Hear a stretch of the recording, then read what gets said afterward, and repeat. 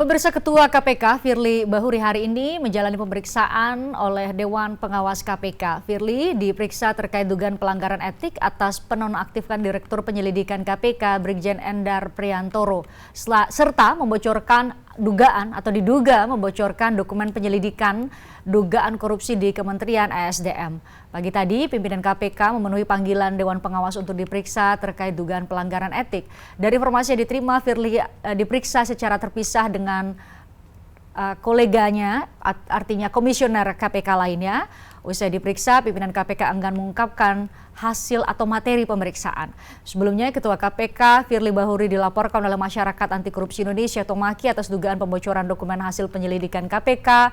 Dokumen yang diduga dibocorkan terkait dugaan korupsi tunjangan kinerja di Kementerian ESDM. Sementara terkait dengan pencopotan Brigadir Jenderal Endar Priantoro itu dilaporkan oleh sejumlah mantan komisioner KPK ya, salah satunya adalah Saud Sitomorang, kemudian Abraham Samad dan sejumlah mantan komisioner KPK lainnya.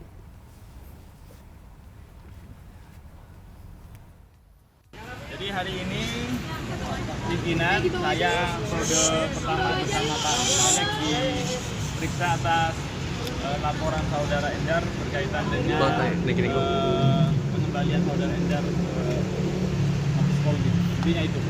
Nanti setelah ini ada pimpinan yang lain. Saya kira itu saja. Nanti tentang hasil-hasilnya ditanya tentang materi, nanti tanyakan ke Dewas saja ya. Pak Endar itu termasuk pimpinan, salah satu dari dua pimpinan yang awalnya menolak Pak Endar untuk dikembalikan, benar nggak sih Pak? Karena itu sudah masuk ke pokok materi ya, dan itu biar saya sampaikan ke Dewas. Lebih baik nanti Dewas saja. Saya sapa penasihat KPK periode 2005-2013 Abdullah Mahua, kemudian mantan penyidik KPK Yudi Purnomo. Pak Abdullah, Mas Yudi, terima kasih sudah bergabung bersama kami di obrolan malam. Ya, selamat malam, Mbak. Selamat malam. Saya ke Pak Abdullah terlebih dahulu untuk bisa menjelaskan kepada kami, Anda sebagai mantan penasihat KPK, melihat apa yang tengah bergulir di KPK saat ini, dua sekaligus dalam waktu yang bersamaan. Satu, dugaan ada polemik mengenai pencopotan Brigadir Jenderal Endar, kemudian satu lagi adalah bocornya hasil penyelidikan dugaan korupsi di ESDM. Ada apa dengan KPK saat ini, Pak Abdullah, dari kacamata Anda? Sebenarnya bermula dari amandemen Undang-Undang KPK nomor 30 tahun 2002 menjadi Undang-Undang nomor 19 2019. Itu adalah awal bencana alam yang melimpah Indonesia, khususnya korupsi. Sehingga korupsi itu jelas sekali secara kuantitatif dari 4,5 IPK-nya menjadi 34 hari ini pada periode saudara Firly. Sehingga begitu maka kemudian ada Dewan Pengawas, tapi itu diakui sendiri oleh Ketua Dewan Pengawas Patum Hatorangan bahwa mereka punya sejumlah tugas tapi tanpa wewenang.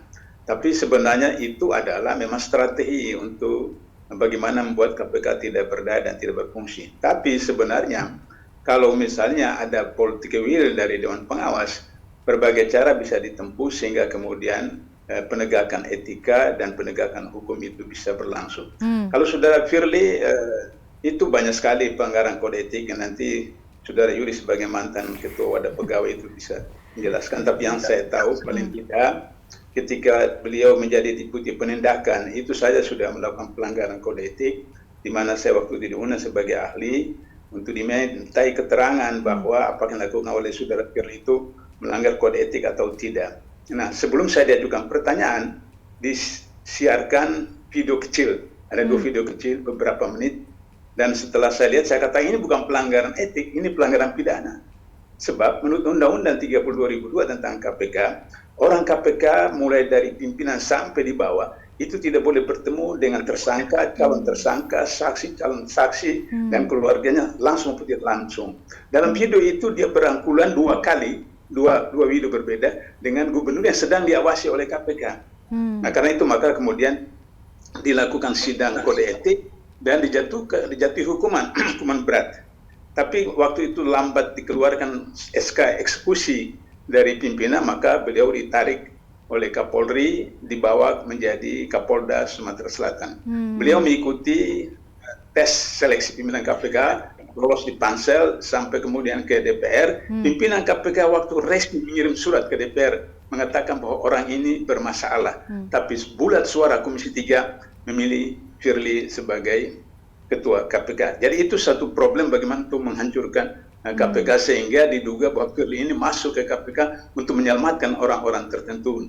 Saudara Yudi nanti akan menjelaskan ada kasus buku merah yang itu kemudian melibatkan pejabat-pejabat tinggi negara sehingga Firly masuk ke sana untuk kemudian bisa mengamankan. Dan saya dapat informasi dari seorang penyidik senior bahwa ketika dia jadi deputi penindakan ada 20 kasus OTT yang bocor. Nah, kemudian ketika sudah jadi ketua KPK yang pertama, kasus helikopter yang jelas oleh sudah Yudi tadi, sebenarnya kalau Dewas itu serius, bukan hanya soal kode etik, tapi helikopter itu sendiri adalah gratifikasi. Jadi ada bantuan dari seseorang, orang lain, pihak lain yang itu merupakan gratifikasi, sehingga demikian pasal 12B Undang-Undang Tindak Pidana Korupsi seharusnya waktu itu Firly sudah terkena pidana satu. Ya, nah, kemudian dilanjutkan. Dilanjutkan Pak Abdullah, silakan. Nah, ya, kemudian yang sekarang sebelum kasus bocornya laporan penyelidikan, tapi seperti jelas oleh sudah Yudi tadi itu ada baliho di mana-mana. Ini belum pernah terjadi dalam sejarah KPK. Dalam sejarah KPK saya koordinator penyusunan SOP KPK. Jadi saya tahu betul. Kita punya tag name itu kalau gantung di mobil saya itu tidak boleh, harus dirahasiakan. Tidak boleh menjelaskan identitas kepada pihak yang bukan mitra kerja. Nah, ini pasang baliho di mana-mana. Ada apa di KPK seperti begitu juga misalnya istrinya kemudian menjadi partner untuk menciptakan KPK, padahal itu kan harus dilelang dalam ketentuan undang-undang tentang pengadaan barang dan jasa. Itu harus KPK lelang, bukan ditunjuk oleh istrinya. Dan terakhir sekarang soal SDM. Nah, kalau misalnya ada komisioner KPK mengatakan tidak ada dampak, tidak pengaruh besar, salah sekali besar. Karena begitu ada bocor persoalan itu, maka yang pertama dilakukan oleh pihak terkait adalah menghilangkan barang bukti. Sehingga ketika barang bukti dihilangkan, maka kalau diikuti dengan OTT, barang bukti sudah tidak ada, maka kemudian itu menjadi kendala besar. Ya, apalagi proses penyelidikan ya Pak Abdullah ya. Ya, penyelidikan itu sudah melanggar, bukan lagi etika, sudah pidana seperti itu. Pidana. Nah, oleh karena itu maka diharapkan hari ini Dewan Pengawas tidak hanya sekedar kode etik, tapi juga nanti disarankan kepada bagian penindakan, dan kemudian kami teman-teman Yudi dengan kawan-kawan akan melaporkan ke penegak hukum Mabes Polri atau Polda DKI tentang pelanggaran pidananya, seperti itu, Mbak. Ya, masyarakat anti korupsi Indonesia juga sudah melaporkan ya terkait dengan dugaan bocornya hasil penyelidikan ini ke Polda Metro Jaya. Kami sudah berusaha untuk mengundang perwakilan dari KPK dan juga Dewan Pengawas, tapi tidak berkenan atau belum berkesempatan hadir pada obrolan kita hari ini. Saya ke Mas Yudi. Mas Yudi, tadi Pak Abdullah mencoba menyebutkan memang ada beberapa rentetan dugaan pelanggaran etik maupun tadi Pak Abdullah bilang sebenarnya ini masuk ke ranah pelanggaran pidana. Tapi ada mungkin bisa menjelaskan kepada kami sebenarnya bagaimana sih mekanisme untuk ada proses secara etik maupun secara pidana bagi siapapun yang menjadi bagian dari KPK, mulai dari level jabatan paling rendah sampai ke jabatan yang paling tinggi, dalam hal ini adalah ketua KPK. Ya, jadi yang perlu kita klarifikasi tadi, pemeriksaan itu kan masih terkait dengan pencopotan dan pengembalian ya Pak Endar dari Direktur Penyelidikan ya, dicopot kemudian dikembalikan ke kepolisian versinya KPK. Padahal dari Pak Kapolri ya menyampaikan bahwa yang bersangkutan sudah diperpanjang, jadi belum berakhir masa jabatannya. Jadi Pak Endar masih pegawai KPK, sehingga dengan itu kemudian yang bersangkutan melaporkan kepada Dewas. Dan ingat bahwa bukan hanya Pak Endar ya, beberapa LSM, beberapa organisasi mahasiswa juga melakukan hal yang sama, termasuk juga yang kedua itu terkait dengan kebocoran di SDM. Tapi tadi saya perhatikan itu masih terkait dengan yang dilakukan oleh pimpinan KPK ya beserta dengan Sekjen ya terkait dengan pengembalian Pak Endar. Jadi gini, Dewan Pengawas ini kan adalah organ baru dari hasil revisi Undang-Undang KPK yang dulu pernah kita tolak gitu ya, yang harusnya memang istilahnya Dewas itu memperlemah KPK. Nah sekarang kan kita melihat bagaimana ya Dewas akhirnya lingkup mereka hanya etik saja, gitu kan, tidak sampai ke pidana. Dan ini kan terbukti misalnya ketika sejarah Dewas berdiri ya, ada beberapa pegawai yang memang kena gitu ya, dipecat, diberhentikan tidak hormat gitu kan, misalnya kasus AKP Robin gitu ya, yang menerima suap. Namun ada juga terkait dengan sebenarnya yang paling penting dari Dewas ini adalah bagaimana mereka mengawasi pimpinan KPK, karena kekuatan yang paling besar di KPK adalah pimpinan KPK. Nah, sepanjang laporan-laporan kepada pimpinan KPK, ya tercatat hanya 2 yang maju ke sidang Dewas. Ya, pertama itu laporan dari masyarakat terkait dengan penggunaan helikopter, ya kan, kepada ketua KPK. Ya, akhirnya masuk ke sidang dan kemudian terbukti bersalah, tapi hanya sampai di etik. Ya, kemudian yang kedua terkait dengan dugaan gratifikasi ya oleh Lili Pintauli gitu kan, tapi ketika mau sidang ya baru mengundurkan diri, sehingga ketika sidang dibuka dibacakan bahwa yang bersangkutan mengundurkan diri, akhirnya selesai. Akhirnya sampai sekarang mas apakah pidana atau tidak akhirnya nggak ada. Artinya memang saya melihat Dewas ini sendiri lebih mempersempit ruang lingkup mereka hanya terkait dengan kode etik saja. Kan padahal kalau kita lihat komposisi dari Dewas, itu kan begawan-begawan hukum, begawan-begawan tokoh nasional Indonesia gitu kan. Dari posisi Pak Tumpah gitu kan, kemudian Bu Ahok gitu kan, Pak Hari, kemudian Pak Indrianto, kemudian Pak Haryanto, ini kan bukan orang-orang yang sembarangan gitu ya, tapi kemudian akhirnya masuk ke situ. Kemudian kita kembali kepada proses yang dilakukan oleh Dewas. Yang pertama, Dewas kan menerima pengaduan. Ketika menerima pengaduan, itu melakukan verifikasi. Apakah ini masuk ke proses klarifikasi atau tidak?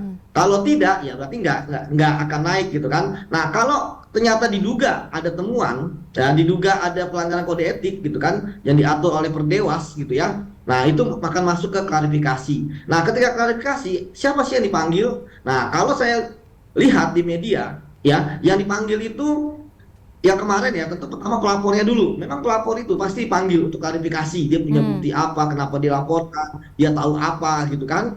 Nah, kemudian yang kedua, orang yang paling punya yang paling tahu ya, yang paling tahu terkait dengan peristiwa tersebut. Nah, kalau kita lihat kemarin Sekjen ya udah dipisah dahulu, berarti Sekjen itu yang paling paham gitu kan terkait dengan pengembalian. Dan sekarang 5 pimpinan KPK semua diklarifikasi. Saya melihat ya, dugaan saya, analisis saya, hal yang diklarifikasi adalah pertama, mengapa Endar dipulangkan, padahal posisi direktur pendidikan kan definitifnya dia.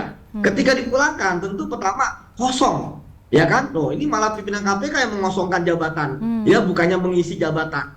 Ya, kemudian kedua, mengapa surat Kapolri dinafikan, ya kan?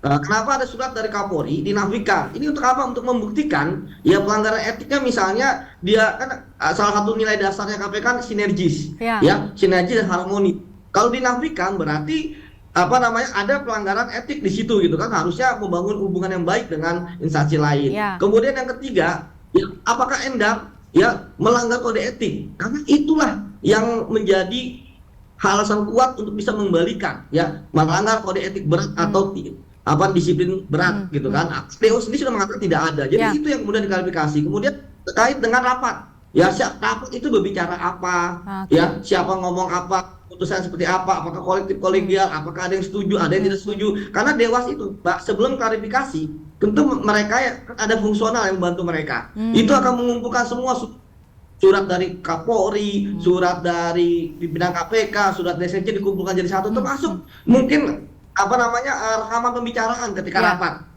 untuk memutuskan Endar. Termasuk tadi saya dengar bahwa ada pemberitahuan. Nah, kita itu kan akan dicecer. Anda memberitahunya kepada Pak Endar kapan? Apakah di hari tanggal 31 atau sebelumnya? Ya kalau saya lihat ketika menyerahkan surat, ya berarti begitu di hari terakhir ya langsung dikasih surat, ya berarti kan dia tidak diberitahu sebelumnya. Nah, ya one notice gitu kan sebelumnya. Ada pemberitahuan sebelumnya seharusnya ya, sebagai bagian dari proses administrasi. Oke, Pak Abdullah. Ini kan kalau itu beberapa hal dari hasil analisis Mas Yudi yang mungkin saja itu ditanyai di hari ini. Tapi saya mau bawa ke konteks yang lebih besar soal setidaknya kita spesifik ke polemik pencopotan Brigadir Jenderal Endar. Terlihat kan sebenarnya kan ada surat dari Kapolri. Kemudian hari ini juga Kapolri kembali menegaskan bahwa ya menurut saya ya Brigadir Jenderal Endar ya tetap bertugas di KPK. Kemudian terlihat bahwa ada Polri di satu sisi, ada KPK di satu sisi, Pak Abdullah. Anda melihatnya bagaimana? Jadi pertama Mbak, saya harus jelaskan dulu ada PP 63 tahun 2005 tentang manajemen SDM KPK. Di sana disebutkan bahwa PNS yang menjadi pegawai KPK itu bertugas selama 4 tahun. Jika kemudian berprestasi dipanjangkan lagi 4 tahun, 8 tahun. Sudah itu kemudian ada amandemen PP itu kemudian ditambah lagi 2 tahun, maksimal 10 tahun. Sesudah itu kemudian dia memutuskan mau kembali ke instansi asalnya atau menjadi pegawai terus KPK terus seperti itu. Tapi dengan adanya undang-undang baru, Undang-Undang Nomor 19 tahun 2019 tentang KPK, maka kemudian dianggap PP 63 itu tidak berlaku lagi karena pegawai KPK sudah masuk dalam rumpun eksekutif. Nah, sehingga dengan begitu maka kemudian Kapolri atau Jaksa Agung atau instansi terkait akan kemudian mengirimkan surat untuk memperpanjang. Jadi tidak tunggu 4 tahun atau berapa tahun, tapi kapan-kapan saja diperpanjang. Nah, sekarang persoalannya adalah bahwa apa alasan pimpinan KPK mengembalikan Endar? Itu kan persoalannya.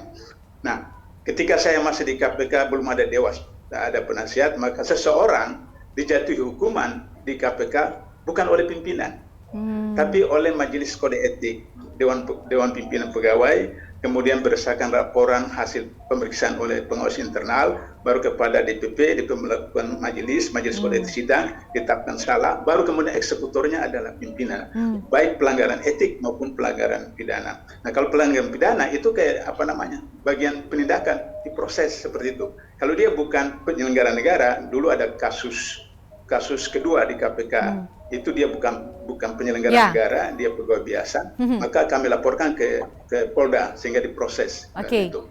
Nah, jadi oleh karena itu maka pimpinan KPK tidak punya otoritas untuk mengembalikan seorang pegawai KPK.